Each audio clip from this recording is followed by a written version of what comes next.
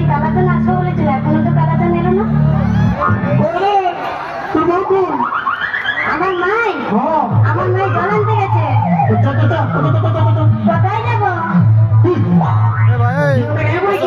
কি বলেছিলি? কি বলেছিলি?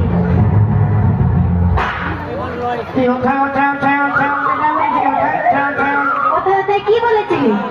তুই আমাকে বিয়ে করবি না বলেছিলি? ও ওটা তো বলেছিলি।